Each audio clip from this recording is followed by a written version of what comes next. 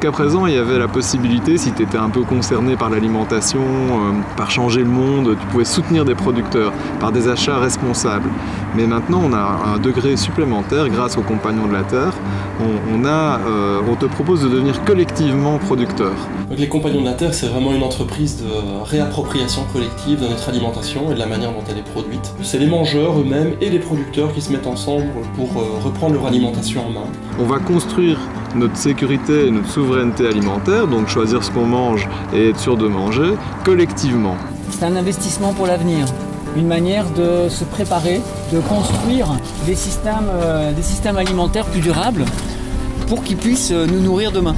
Pour moi, participer à une coopérative, c'est comme de planter un arbre. Notre but, c'est de recréer un embryon d'une autre société. On apprend à s'auto-organiser entre simples citoyens ensemble avec des techniques d'autogestion. C'est compliqué, il faut se mettre à plusieurs, décider comment est-ce qu'on va le tailler pendant les premières années. Tout ça, c'est des choix à faire.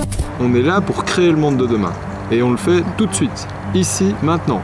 Avant d'avoir le plaisir de goûter les fruits, eh bien, il va falloir y mettre du nôtre, de notre temps, notre énergie, de nos moyens. Il y a de la place pour tout le monde dans ce projet-là.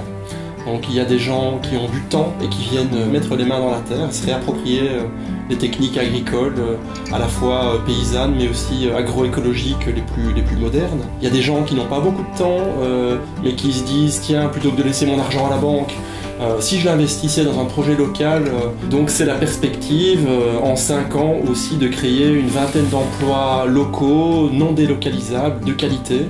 Il y a plein de dimensions finalement à ce projet. Fais autre chose avec ton argent, mange autrement, vis autrement, rencontre les gens autrement.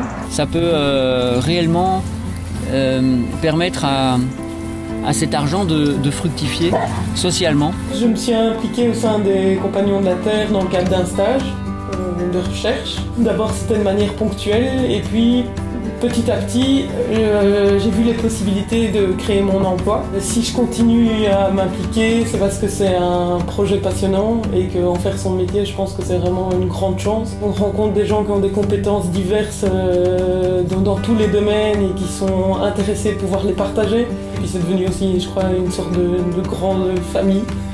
On mange ensemble, des bons produits, on fait la fête assez régulièrement, on recrée une espèce de communauté, quoi.